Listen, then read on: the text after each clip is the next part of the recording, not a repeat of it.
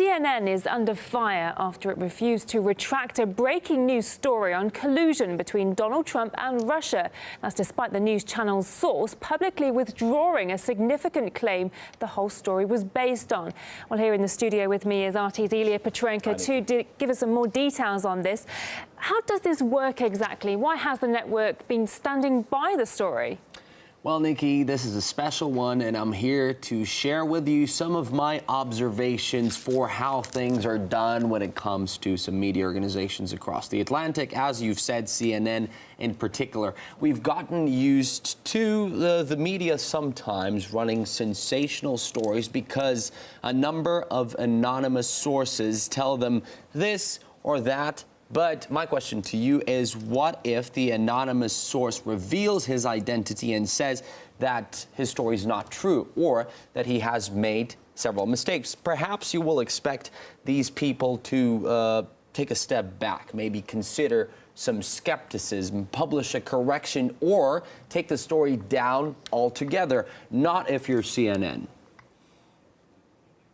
Sources with knowledge tell myself and Carl that Michael Cohen claims that then-candidate Donald Trump knew in advance about the June 2016 meeting in Trump Tower. Crucially, these sources tell us that Cohen is willing to make that assertion to the special counsel, Robert Mueller. So, Nikki, this was part of their original story from a month ago, and back then the sensation was that Donald Trump's former lawyer, according to CNN, will definitely tell the investigators that Mr. Trump had known about this infamous Trump Tower sit-down featuring his son and the Russian. It counted for a sensation because many people in that case would see this as solid evidence that the collusion had taken place. And a few weeks later, the man called Lanny Davis, who is the attorney of Michael Cohen, he comes out and says that he was actually the source of CNN. That's A.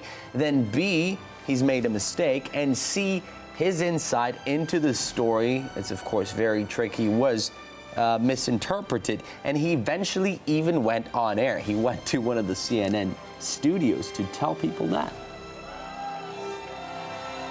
The reporting of the story got mixed up. So Michael Cohen does not have information that President Trump knew about the Trump Tower meeting with the Russians beforehand, or even No, does not. Oh, that's fascinating, isn't it? Has CNN taken any steps to defend its position after this? Well, I'll tell you that CNN, first of all, did nothing to warn their viewers that the story could have been false. In fact, they even began attacking the man who was their own source initially. They kept blaming him for changing his mind like the wind.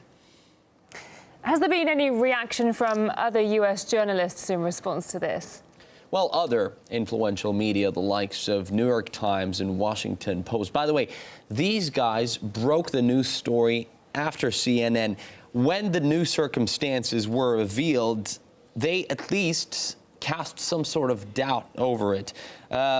What they did was they published some sort of editor's notes or follow-up reports. They didn't say the story was false altogether, but again, at least casting some sort of doubt counts here. And that was the point when journalists went to CNN for comment. All CNN said was, we stand by the story, we still think it is true, and it's still right because apparently they had multiple sources. The question is, did they reveal any of these sources? No. Did they cast at least some glimmer of doubt over it? No. That's fascinating. Thank you for bringing us that story today. That's RT's Ilya Petrenko.